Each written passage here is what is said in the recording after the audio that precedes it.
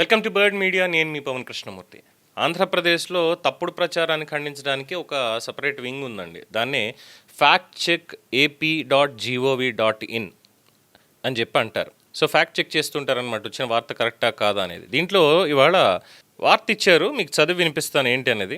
DSC 2025 నియామకాల గురించి అధికారికంగా ఎన్నిసార్లు వివరణలు ఇచ్చినా అభూత కల్పనలతో ప్రభుత్వంపై బురద జల్లే కార్యక్రమాన్ని కొందరు చేస్తూనే ఉన్నారు. అనంతపురం జిల్లాకు చెందిన గిరివి అంజనప్ప గురించి ప్రస్తుతం ఇదే విధమైన కథను ఇప్పుడు సోషల్ మీడియాలో కొందరు వైరల్ చేస్తున్నారు. గిరివి అంజనప్ప ఆర్థిక పరిస్థితిపై కానీ ఆరోగ్య పరిస్థితిపై కానీ అందరికీ సానుభూతి ఉండడం సహజమే.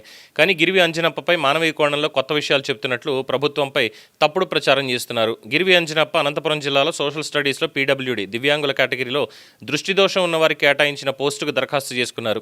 ఆయన సంబంధిత సర్టిఫికేట్ను కూడా జత చేశారు. దృష్టి దోషం నిర్ధారించేందుకు ఆయన్ను వైద్య పరీక్షలకు పంపడం జరిగింది. నిబంధనల ప్రకారం 40% వైకల్యం ఉంటేనే అర్హత లభిస్తుంది. అయితే గిరివి అంజనప్పకు 30% మాత్రమే దృష్టి వైకల్యం ఉన్నట్టుగా తేలింది. విజువల్లీ ఇంపైర్డ్ కేటగిరీ కింద దరఖాస్తు చేసిన అంజనప్పను జిల్లా మెడికల్ బోర్డు అపిలేట్ అథారిటీ అయిన విజయవాడ GGH వారు కూడా పరిశీలించి 30% మాత్రమే దృష్టి వైకల్యం ఉందని నిర్ధారించారు. అందుకే ఆయనకు ఉద్యోగం రాలేదు. 40% దృష్టిలోపం ఉన్న మరొక దివ్యాంగ అభ్యర్థికి ఉద్యోగాన్ని కేటాయించడం జరిగింది. మానవీయ కోణంలో ఆలోచించి ఉద్యోగం ఇవ్వడం నిబంధనల ప్రకారం కుదరదు. వైకల్యాన్ని నిర్ధారించిన తర్వాత మాత్రమే ఆ కేటగిరీ కింద ఉద్యోగం ఇవ్వడం జరుగుతుంది. గిరివి అంజనప్ప వైకల్యం పట్ల ప్రభుత్వానికి సంపూర్ణ సానుభూతి ఉన్నప్పటికీ నిబంధనల ప్రకారం ఉద్యోగం ఇవ్వడం అనేది కుదరలేదు. ఈ అంశాన్ని తమకు అనుకూలంగా మలుచుకుని ప్రచారం చేయడం, ప్రభుత్వంపై బురద జల్లడం మానవత్వం అనిపించుకోదు. దయచేసి ఇలాంటి భావోద్వేగ పోస్టులకు ప్రజలు ప్రభావితం కారాదు. దురుద్దేశపూర్వకంగా ప్రజలకు తప్పుడు సమాచారం ఇవ్వడం నేరం. ఈ తప్పుడు ప్రచారం చేస్తున్న వారిపైన, ఈ తప్పుడు పోస్టును సామాజిక మాధ్యమాల్లో షేర్ చేస్తున్న వారిపైన కూడా చట్ట ప్రకారం కఠిన చర్యలు తీసుకుంటామని హెచ్చరించడమైనది. I repeat the last line once again. ఈ తప్పుడు పోస్టును సామాజిక మాధ్యమాల్లో షేర్ చేస్తున్న వారిపైన నా చట్ట ప్రకారం కఠిన చర్యలు తీసుకుంటామని హెచ్చరించడం అయినది. యాంకర్ విజయ అనేటువంటి ఒక జర్నలిస్ట్ అనుకుంటాను, ఆవిడ వాళ్ళ ఇంటికి వెళ్ళి అక్కడ కూర్చొని మాట్లాడి ఆ విషయాలన్నీ, డిఎస్సిలో తనను కావాలనే తప్పించారంటూ ఓ దళిత డిఎస్సి బాధితుడి ఘోష. గిరివి అంజనప్ప పూర్తి వివరాలతో మీ ముందుకు. Viral news. ఏది మాస్టారు, కొంచెం ఫేస్ టర్నింగ్ ఇచ్చుకోండి ఫ్యాక్ట్ చెక్ వారు. అంటే ఎందుకు మిమ్మల్ని ఈ మాట అనాల్సి వస్తుంది అంటే, ప్రతి దాంట్లో చట్టపరంగా కఠిన చర్యలు తీసుకోవడం జరుగుతుంది.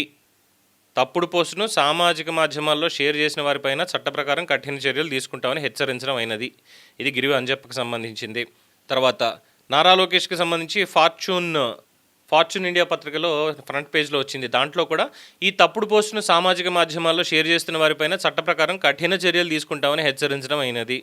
పోలవరం రిజర్వాయర్ అందుకే దాని మీద కూడా సరే, దీంట్లో చట్టపరంగా చర్యలు తీసుకుంటామని ఏమీ చెప్పలేదు.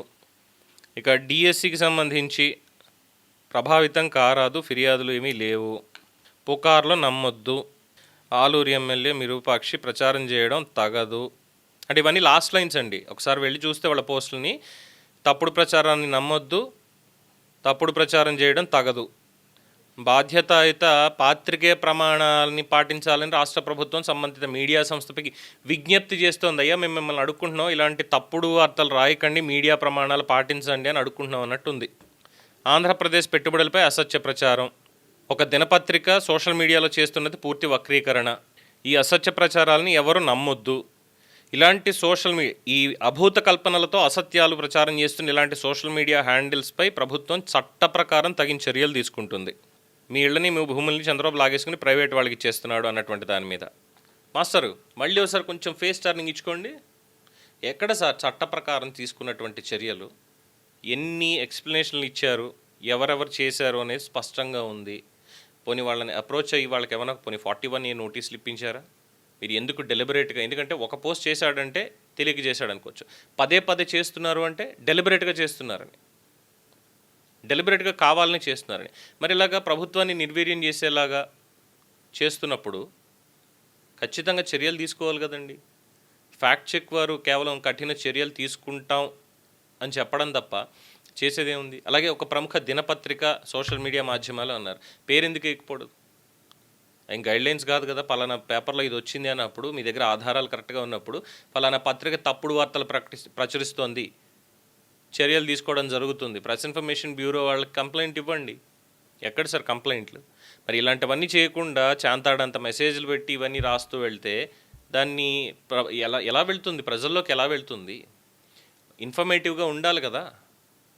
ప్రజల్లోకి స్పష్టంగా వెళ్ళడానికి మీ దగ్గర ఉన్నటువంటి సోర్స్ ఏంటి? ఆ సోర్స్ లేకుండా ఒక సోషల్ మీడియాలోనో ఇందులోనో వేసేస్తే అయిపోయిందా? ఎందుకంటే ఈ తప్పుడు ప్రచారం ఎక్కడ జరుగుతుంది? మైక్రో లెవెల్లో జరుగుతుంది. ఊరూరా ప్రతి గ్రామం దగ్గరికి వెళ్ళి మరి ఈ తప్పుడు ప్రచారం చేస్తున్నారు. మరి వాళ్ళకి ప్రభుత్వం మీద చెడ్డ పేరు వస్తుంది అన్నప్పుడు ఫ్యాక్ట్ చెక్ లాంటి ఒక పటిష్టమైనటువంటి వ్యవస్థ కూడా చాలా కఠినంగా వ్యవహరించాలి. పోలీసులకు చెప్పాలి, సైబర్ సెల్కి చెప్పాలి, ఇలా చేస్తున్నారు దీన్ని చూడండి అని. అవసరమైతే వాళ్ళ అకౌంట్స్ అన్ని సస్పెండ్ చేయించండి. డిలీట్ చేయించడం ఇండియాలో మాత్రం అండర్ సెక్షన్స్ ఇది కాదు. కంప్లీట్గా వాళ్ళ అకౌంట్ని సస్పెండ్ చేయించండి. అవసరమైతే ఇంకా క్లియర్గా చేస్తున్నారు డెలిబరేట్గా అంటే కేసులు పెట్టండి. అవన్నీ వదిలేసి చాంతాడులాగా రాసుకుంటూ వెళ్తాం థ్రెడ్స్ అంటే ఎంతమందికి తెలుస్తుంది సార్? అదొకసారి కాస్త పరిగణలోకి తీసుకోవాలి. లేదు అంటే ఈ ఫ్యాక్ట్ చెక్ AP.gov.in ఏదైతే ఉందో నిరర్ధకం. పనిచేసే వాళ్ళకి జీతాలు ఇవ్వడం కూడా నిరర్ధకం కింద భావించాల్సి వస్తుంది. ఎందుకంటే కఠిన చర్యలు తీసుకుంటా ఉన్నారు కానీ చర్యలు ఎక్కడ కనిపించట్లేదు. ఇదేమీ కక్ష సాధింపు కానీ కాదు. రాజకీయంగా కక్ష సాధించడానికి వీళ్ళని అరెస్ట్ చేశారన్న ఇంకోటన్నా అవి ఏమీ లేవు. ఇందులో చాలా స్పష్టంగా తప్పుడు వార్తల్ని వాళ్ళు కావాలనే ప్రచారం చేస్తున్నారు అనేది ఇక్కడ ఎస్టాబ్లిష్ అవుతుంది. కాబట్టి have to take stringent actions against that. లేని పక్షంలో మంచి ప్రభుత్వం, మేము విజ్ఞప్తి చేస్తాం అలా చెయ్యొద్దయా అని అనుకోవాల్సి వస్తుంది. చూద్దాం మరి ఏమైనా చర్యలు తీసుకుంటారా అతి త్వరలో అనేది. దీని మీద మీ అభిప్రాయం తెలియచేయండి. చూస్తూనే ఉండండి ది బర్డ్ మీడియా. ఈ వీడియో మీకు నచ్చినట్లయితే లైక్ చేయండి, షేర్ చేయండి, సబ్స్క్రైబ్ చేయండి. మరిన్ని అప్డేట్ల కోసం మా వాట్సాప్ ఛానల్ను ఫాలో చేయండి.